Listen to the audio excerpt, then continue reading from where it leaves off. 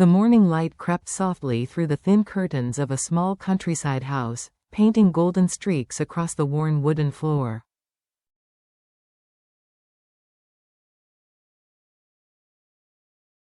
James stood by the window, his gaze fixed on the mist curling gently over the green fields.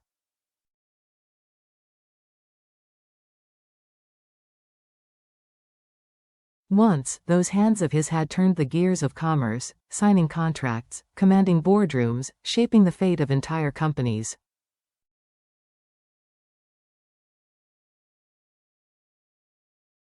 Now, those same hands were rough, browned, and calloused from days spent tilling the soil behind the house.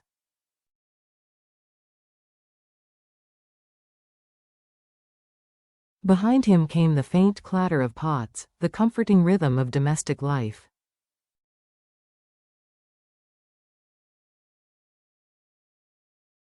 From the small stove, the scent of rice porridge mingled with ginger, carrying warmth through the quiet room.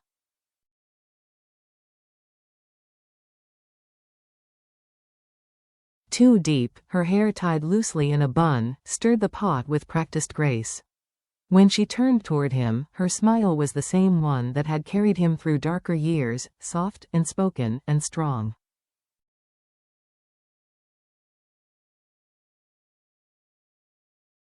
"Breakfast is ready," she said simply, placing 2 bowls on the table. James nodded and sat down.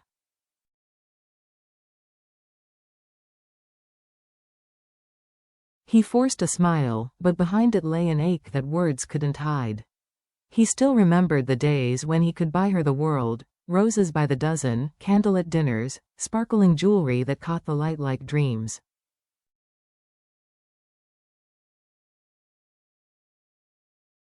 Now, every grain of rice came with calculation. Too Deep noticed his silence. She reached across the table, her fingers resting gently on his.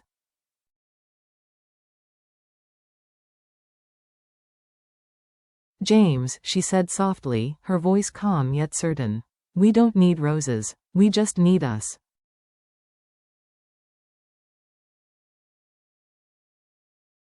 The words struck something deep inside him, deeper than any promise he'd ever made.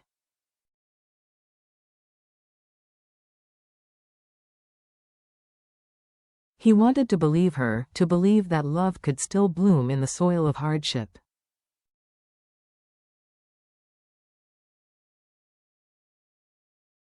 Outside, the wind brushed against the banana leaves, and the sun rose higher, painting the morning in shades of gold.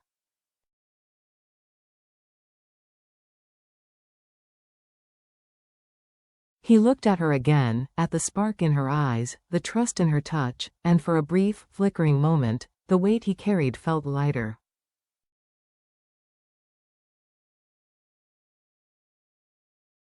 That morning, as they shared a simple meal, James felt something he hadn't in a long time: peace.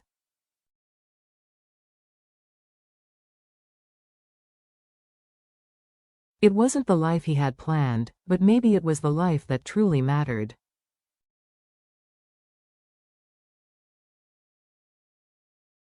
The days passed quietly, until one morning, the peace broke. The rain came first as a drizzle, then a storm that refused to stop.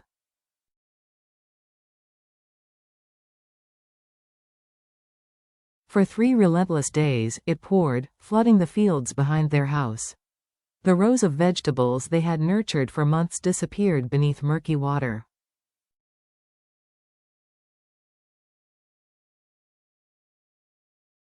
Their only source of income, gone overnight.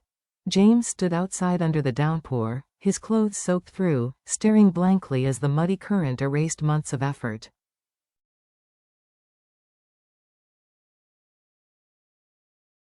He didn't speak. The silence between the raindrops was heavy with defeat. His chest tightened, not just with loss, but with a familiar, suffocating sense of failure.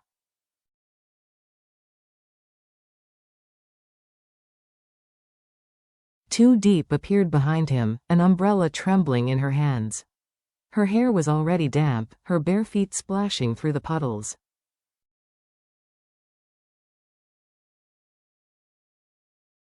Without saying a word, she stepped forward and wrapped her arms around him from behind.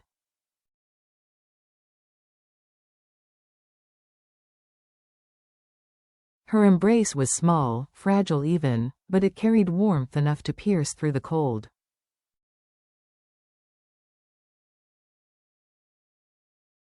"James," she whispered against his back.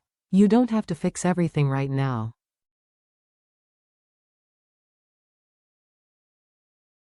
"We'll find a way, like we always do." He turned, eyes glistening.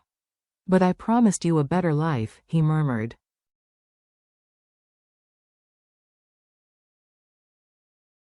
"I can't even keep this house dry." Tú Diệp smiled, the corners of her lips trembling but sure.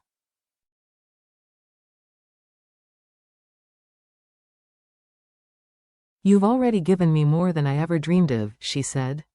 "A home, a heart.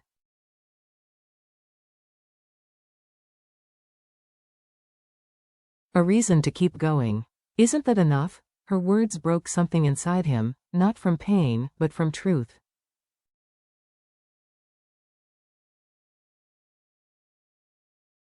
He pulled her close, resting his forehead against hers. The rain continued to fall, yet for that moment, the storm outside was nothing compared to the calm they built in each other's arms.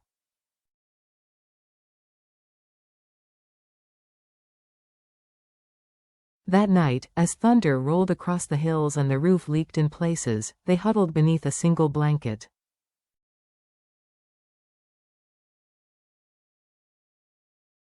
The lights flickered, but their closeness glowed brighter than any lamp. "Even storms," she whispered, "can't wash away what's real."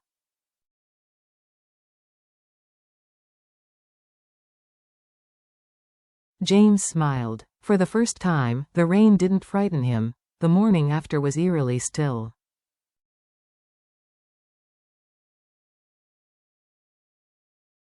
The air smelled of wet earth. The garden lay flattened beneath the floodwater, tools scattered like broken memories.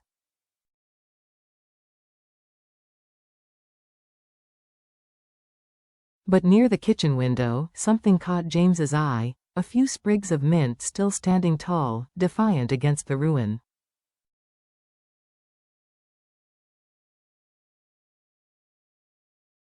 He knelt beside them, brushing the small leaves with his fingertips. "Even they didn't give up," he said softly.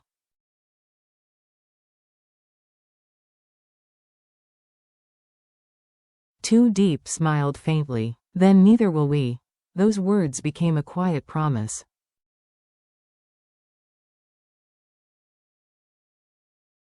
For days they worked from dawn to dusk, clearing mud, repairing the roof, rebuilding the fence from salvaged wood.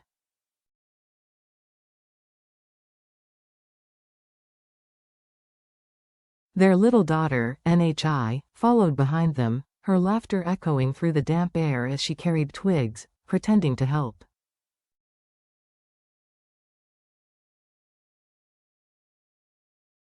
Her small voice transformed the heaviness around them into something almost light.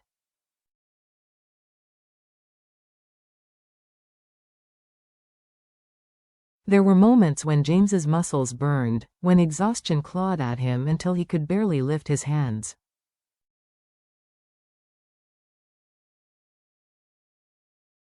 But each time he looked at Tú Diệp, her face flushed, her hair messy, her hands raw yet steady, he found the strength to keep going.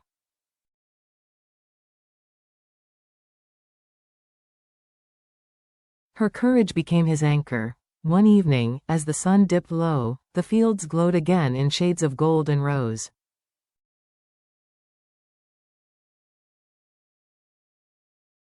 They stood together, admiring the fence they had rebuilt.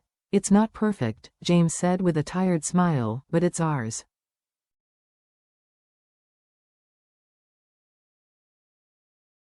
Tú Diệp handed him a glass of water and teased, "You sound like you're talking about our life."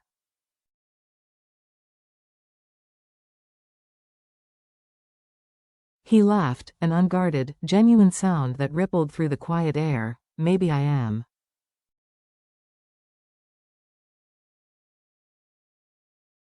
They sat side by side on the porch, watching the horizon fade into night.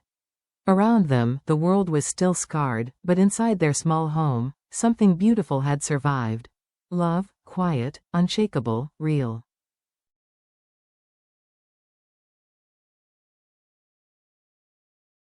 NHI came running with a wildflower clutched in her tiny hand. Mama. Papa, look, she cried.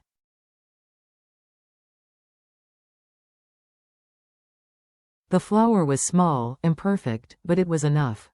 Enough to remind them that life always finds a way to bloom again.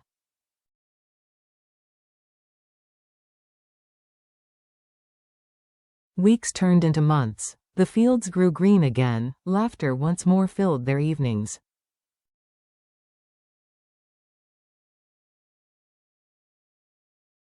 But beneath the calm, worries lingered. The debts from the flood still weighed on James's shoulders.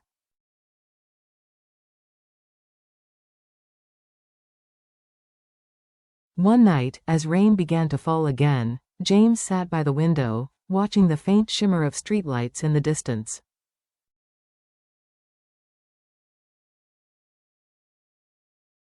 His hands were clasped tightly, his mind restless with fear. Tú Diệp approached quietly and wrapped a shawl around his shoulders.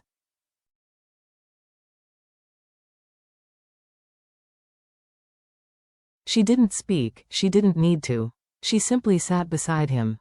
Their hands found each other naturally, as if guided by something beyond them.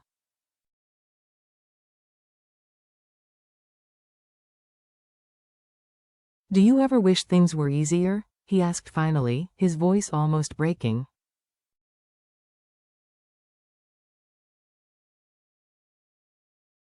Tú Diệp smiled faintly. "If things were easier," she said, "maybe we wouldn't have learned how strong we are."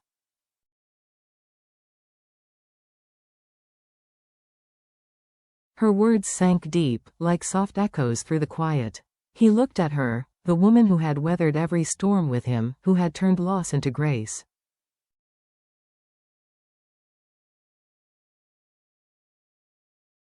She wore no makeup, her clothes were simple, yet her beauty was undeniable, the kind that comes not from perfection, but from endurance and faith.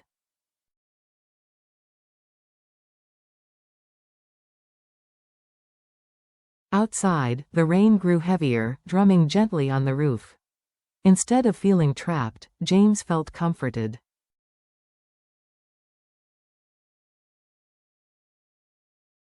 The storm no longer sounded like chaos, it sounded like music. Then a small voice came from the doorway.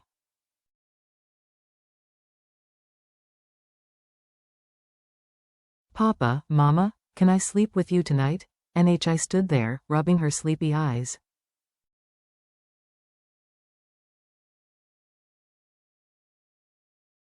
James smiled and lifted her into his arms. As she curled up between them, the world felt still again.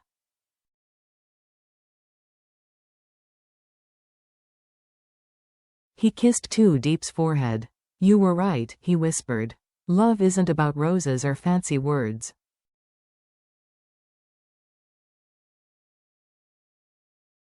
It's about this, staying, holding on, choosing each other every day." Tú Diep leaned her head against his shoulder.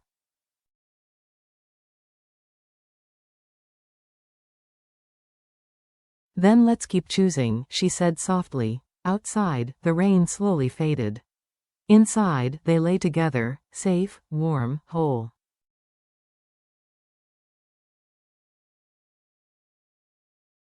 Their love, tested and scarred, had survived. Not as a miracle, but as something human and real.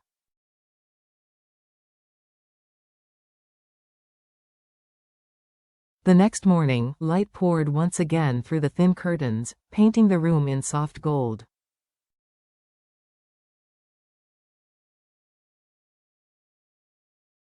Birds sang outside. The smell of wet soil drifted through the air. James woke to see Tú Diep still asleep beside him, her hand resting over Nye's tiny fingers.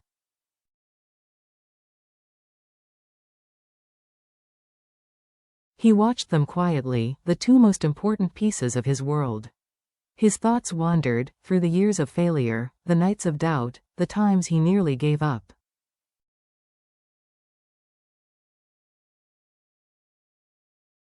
Each time, it had been her faith, her patience, her quiet strength that lifted him again.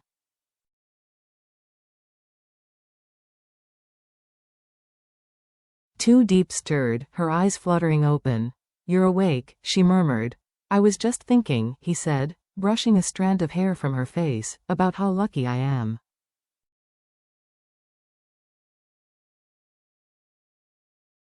She laughed softly. "Lucky? We still have bills to pay, a leaky roof, and half the fence still uneven."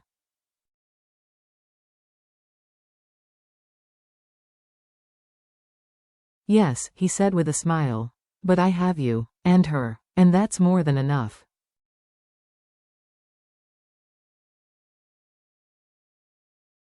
Tú Diep leaned closer. "Then let's keep going," she whispered. "One small step, one day at a time."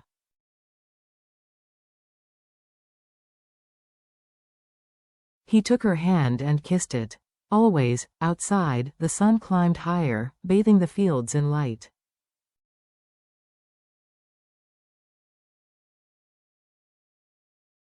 The world didn't promise riches or perfection, but it whispered of peace, of love that stayed even when everything else fell apart.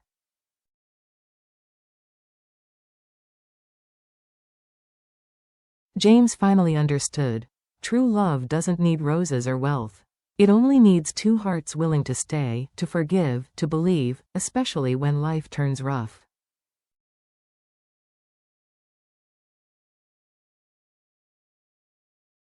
He smiled. The world could keep its grand gestures.